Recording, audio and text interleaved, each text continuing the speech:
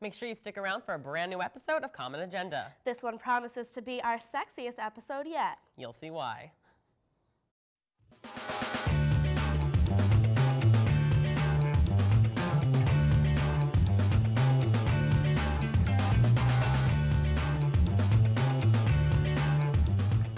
What's up, America? I'm your host, JD Knapp, and this is Common Agenda. Now, I want to preface this episode by saying that if I seem a little bit off or a bit distracted today, it's only because James Blunt just released a new album and it has me shaking to my very core. I defy you to listen to it and not shed 10,000 tears. Okay, I think I can do this. Let's do the news. It's that time of year again. No, the snow is not falling, and no, the leaves are not changing. But if you see either of those things happening, it's just an optical illusion. It's actually the 8th Annual Alumni Association Emerson Auction. The Emerson College Alumni Association is hosting an auction of some very rare and hard-to-find items and events. From tickets to the Colbert Report to lunch with Larry David, there's something for the celebrity-crazed fan in all of us. Unfortunately, this year they rejected my pitch to spend a day watching me throw hissy fits in convenience stores and decorating trees with silly string. The auction is raising money for undergraduate and graduate scholarships. So if you know anyone that wants to pay money that will eventually make its way down to you, make sure that you check it out. And Christine Casson of the Writing, Literature, and Publishing Department was just awarded an award of all things. This award was from the Pro Arts Consortium for Innovative Class Design.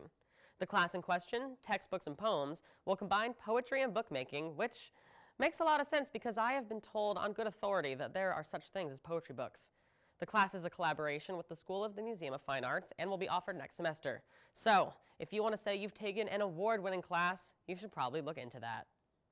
And congratulations are also in order for Alan Roth, class of '81, on being a winner of the 2013 Nickel Fellowships in Screenwriting Competition by the Academy of Motion Picture Arts and Sciences.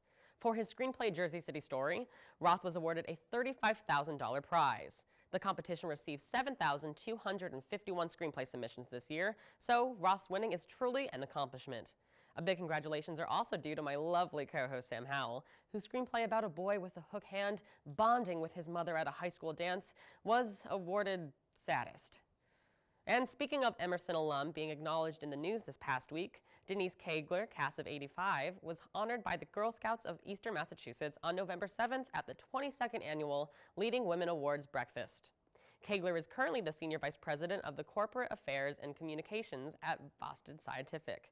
She was honored for her active role in various nonprofit organizations and charities.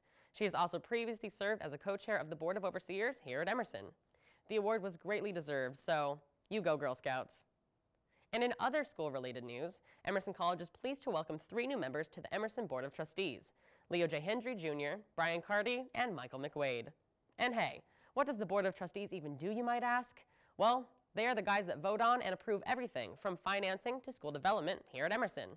Way to go to our new Board of Trustee members, and welcome to Emerson. Now let's send it over to Jamie Sanders. I wonder what wacky antics he's up to today. Jamie?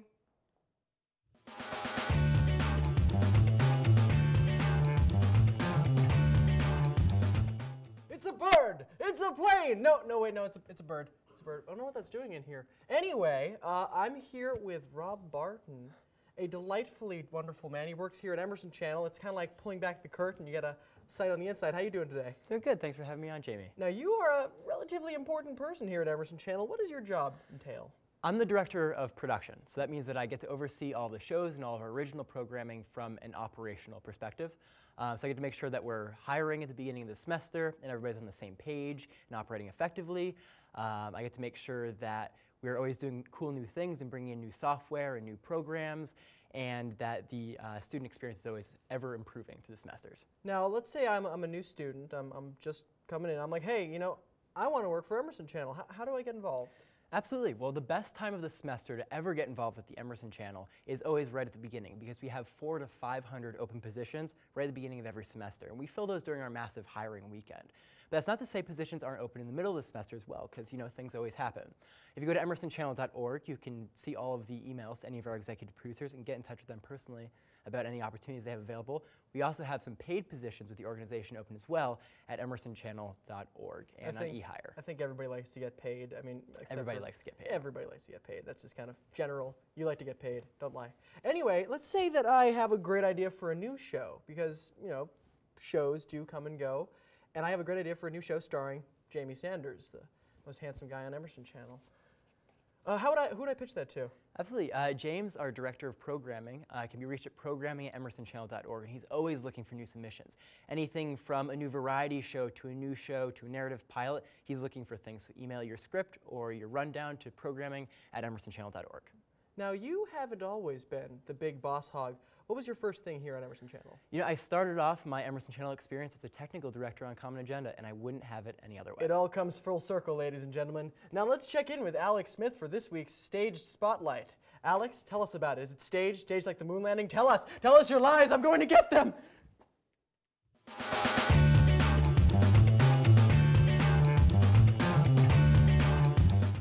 Today we're joining Mercutio Troupe in rehearsals for their production of Martin McDonagh's The Pillowman. We cover many aspects of drama here on Stage Spotlight. Let's catch up with the actors to see what their show has to offer. So I'm here with the ensemble from The Pillowman, and from what I can tell, you guys look like a pretty close-knit group. How does that relationship contribute to what you guys produce on stage?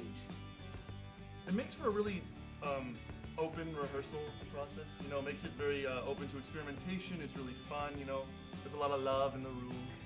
Yeah, it's nice to be able to be working with people that you feel comfortable making yourself vulnerable with, which is something you have to do for the play. So it's nice to have that trust. As I understand, Mercutio's productions like to push boundaries. Could you elaborate on the plot of The Pillowman? I can. We live in an unnamed totalitarian universe, and I'm brought in and interrogated about these murders that are strikingly similar to short stories that I've written.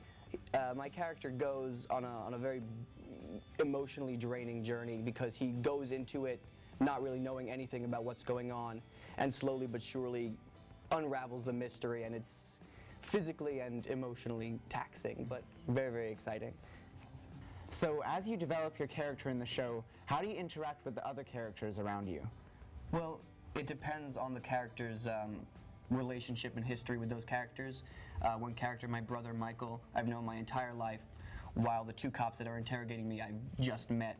But it all kind of comes back to, you know, the character's objective and, you know, playing off of the characters and trying to get what I want. So as the show progresses, my tactics change, my objectives change, and so you can really see the shift in how I interact with certain characters. The Pillowman, November 18th and 19th in the Cabaret, Lil Building. Be there. Well, thank you so much for your time, Zach, and break a leg in your show. Thank you very much. Thanks. Well, you heard it here, folks. If you're looking for a heartfelt, twisted, funny, and challenging production, make sure to check out Mercutio's Pillowman. See you next time for another Stage Spotlight section.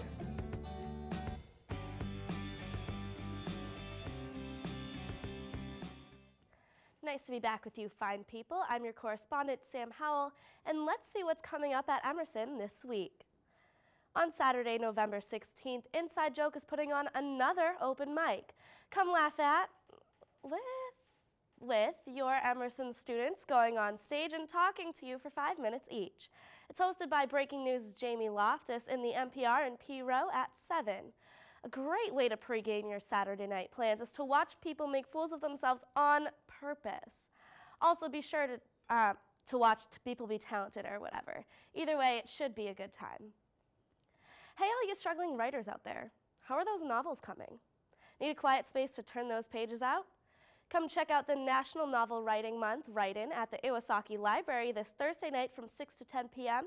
in room 635, the Phi Alpha Tau Reading Room in the Walker Building. It will be a quiet late-night write-in with tea and a librarian on staff to answer all your questions and give advice.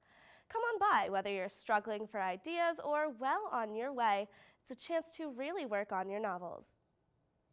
Speaking of the punk-ass book jockeys known as librarians, all next week, the Iwasaki Library is teaming up with Concrete Literary Magazine to put on Pop-Up Library. Essentially, it means free things. We've already established many, many times over that we love free things here at Emerson, and it doesn't even matter what it is, so if it happens to be books and tea, that's even better. Fortunately, that's what Pop-Up Library is.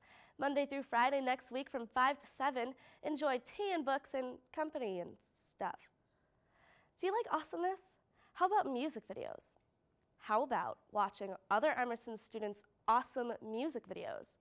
Then you and all your awesome friends should check out the Bright Lights 2nd Annual Silver Sonic Music Video Showcase. It's being held from 7 to 10 p.m. in the Bright Family Screening Room of the Paramount Center. The showcase will consist of music videos made by both current Emerson students and alumni. Following the screening will be a reception and talk back with the musicians and filmmakers. It's going to be an awesome time. Now let's talk about Shakespeare. Well, not exactly Shakespeare, but definitely the guy who's the next Shakespeare. James Kennedy, the guy who played all of those pianos in Boston, has written, conceived, composed, directed, and anything else that ends in ED, a new musical called And Then He Painted the Sky, based on the poems, letters, and paintings of Michelangelo. The show premieres this Saturday at 7 and 9 and Sunday at 2 in the Cabaret. I'm sorry, but can we just take a moment to say how awesome Emerson students are? This is an actual musical based on paintings. Can we all agree that this is the coolest thing that we've ever heard of? If the guy who wrote that was any cooler, he'd be hosting a segment on the Common Agenda. Speaking of conveniently timed transitions, it's time to check in on some alumni. It's After Emerson with Claire Kerr. Claire?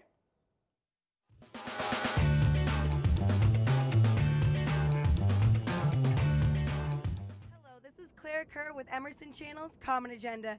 Today I'm here to talk to Emma Krause, a 2012 Emerson alum who works on Governor Deval Patrick's political committee and has worked on Obama for America. So let's get in front of the State House and talk to her. I'm here with Emma Krause outside the State House on this lovely Veterans Day. Thank you very much for being with us here today, Emma. No problem. I'd like to start out by asking you your experience working on Governor Deval Patrick's political committee, Together PAC. Together PAC, yeah. I work for the governor's political committee. I've been there for the past 2 years. I started as an intern my final semester at school. Then got hired right before graduating. It's been a really great experience. I've gotten to get a sense of everything in the political realm, from fundraising to political organizing, grassroots organizing, political research. What else have I done? Operations, scheduling, press, and communications. I've really gotten to try everything working with the PAC, which has been a really wonderful experience. I think the cherry on top is that I get to work for Governor Patrick, who's just such a wonderful politician. I really think that's the only way you can enjoy politics, is working for somebody that you can really respect and working around people you can really respect. So I've been very fortunate to have had that experience. That's great. What about your experience working on Obama for America? That was kind of a similar situation in that a lot of the people I worked with on Obama for America had been on the governor's 2010 or 2006 campaigns.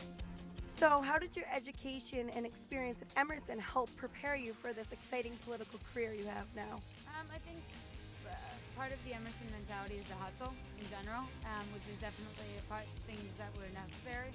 I think Emerson, if you use the classes correctly and you know which professors to pick, can really challenge you. And I think that was key on always kind of working at Emerson to push myself beyond what I knew I was capable of doing.